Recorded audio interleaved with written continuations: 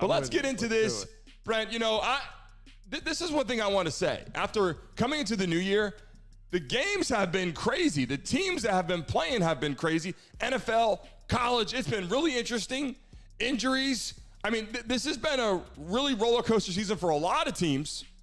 And Michigan, Alabama, that game was crazy. And now we have Michigan, Washington. I mean, when you see these two teams, do you think they belong there? And who do you think, what do you think right now that these two were in there? Anything different than you thought before?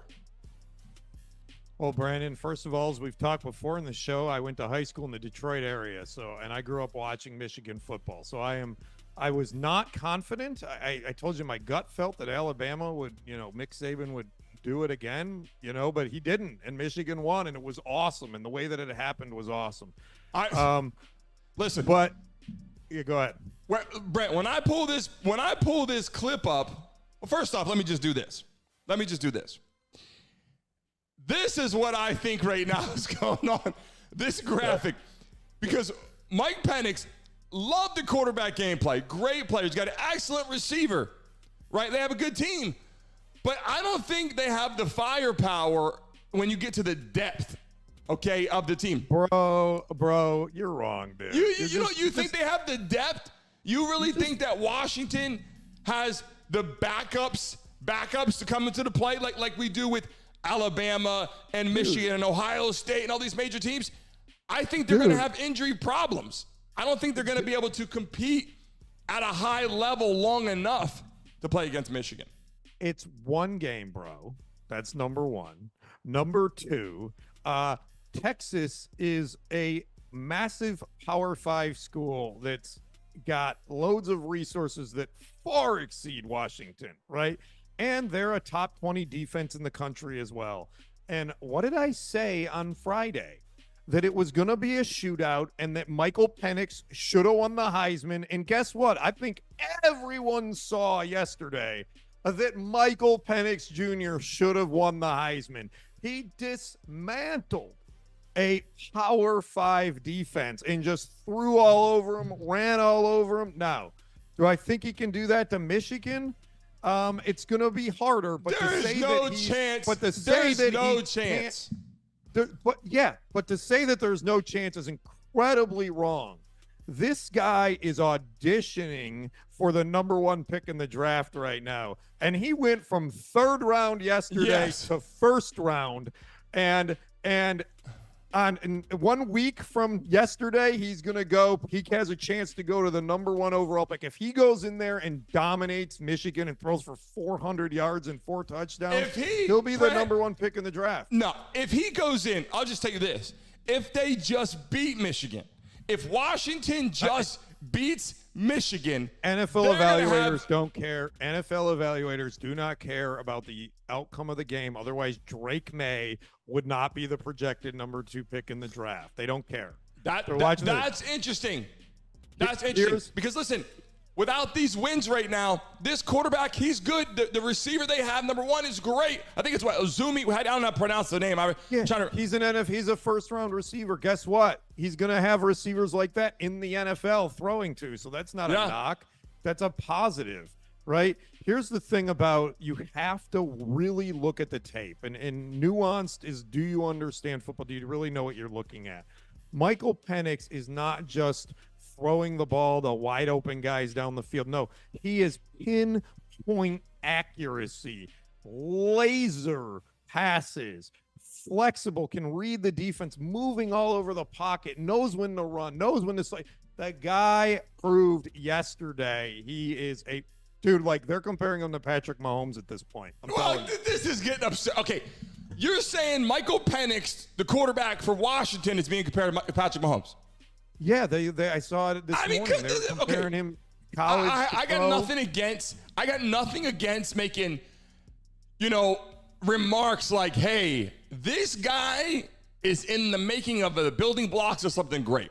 What I got a problem with is when all of a sudden these quarterbacks start getting compared. Listen, you could say, which Jim Harbaugh did say, okay, in an interview he had at the press conference after the game with Michigan, he said, look, J.J. McCarthy is the best quarterback to ever play at Michigan. Now, Obviously, Tom Brady went to Michigan. Tom Brady played at Michigan, right, bro. But he by the way, corrected himself. Jim Harbaugh played at Michigan too, and he was one of the best quarterbacks. But he corrected himself, and he said, now, Tom Brady is the GOAT making laps around people, but at Michigan, just talking about the gameplay at Michigan, he thinks J.J. McCarthy was the best. Before we finish up on Michigan-Washington, I want to pull this clip up. I want you guys to listen to this interview, J.J. McCarthy after the game. You just won the Rose Bowl, man, in overtime, taking down an Alabama team. I know this wasn't easy. How are you guys able to get it done in a game that was such a back-and-forth chess match? We knew it was going to be a dogfight. We knew it was going to be a chess match. So I think the preparation throughout the entire month, and especially this week when we got here, was just, dialed into an absolute T. I asked Donovan this question that I'll ask you. We have watched you look at Georgia celebrate. We've watched you watch TCU celebrate. You've made a promise to be back. This guy surprised a lot of people, Brent. To be back here to get the win and now to go to the national championship. Including myself. I'm not saying he's the greatest. That's what I could say about how it feels. But he surprised a lot of people. Those moments where, we're at our lowest. When you're around a lot of these quarterbacks like this, these high profile, these blue chip quarterbacks, which I've been blessed to have access to, they all are very similar to this. He's had a lot of historic touchdowns. They're well spoken. They're good guys. They're smart. They're mature about their years. This doesn't surprise me. Brandon, my question. You said something really important right there. What you just said is so important that it surprises people when you hang out and you're in the Division I level, mostly the top quarterbacks, top 25 teams. They're so well coached, so well set up and prepared, not just for the game, but for interviews, the conversation. They get smarter. They learn that they're a leader. I mean, this is really important. And I think people watching this right now, if you're in the chat, comment along here, Michigan or Washington. If you think Michigan or Washington win the finals, that's what we're talking about here. But Brent, I agree with you.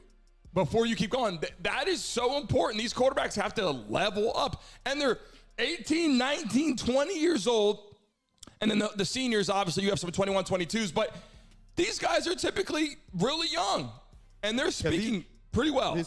This is a topic for another day, which we can dive into, but I'm telling you, dude, these kids are trained from a very young age, and by the time they reach this level, they are so well regimented, and they are right on, just like what you said. Like you don't make it this far unless you've been coached and trained like that. So my question for you though, Brandon, here to end this segment is, you got Michigan just trouncing Washington. Is that where you're landing here?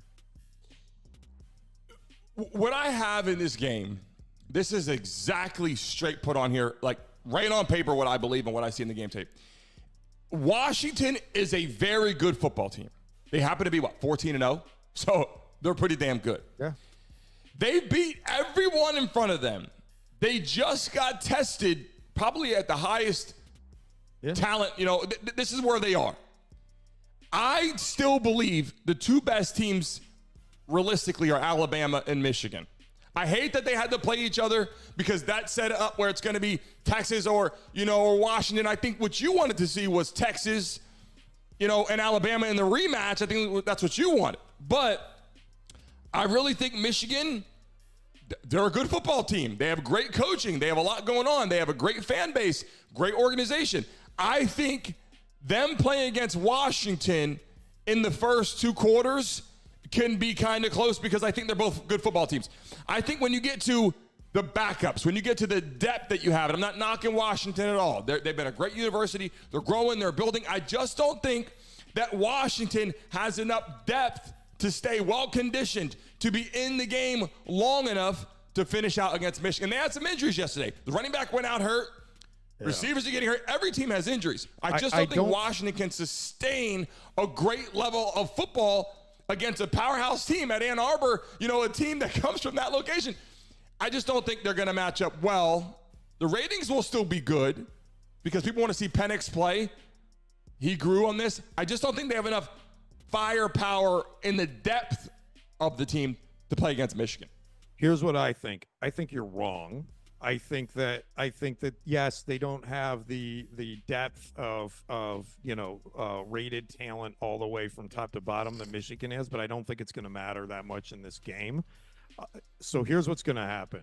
This is going to be a fun game to watch, right? It's going to be explosive. Washington's going to hang in there. They're going to score points. The defense that they're going to see is the #1 defense in the country. They've not seen anything like it before.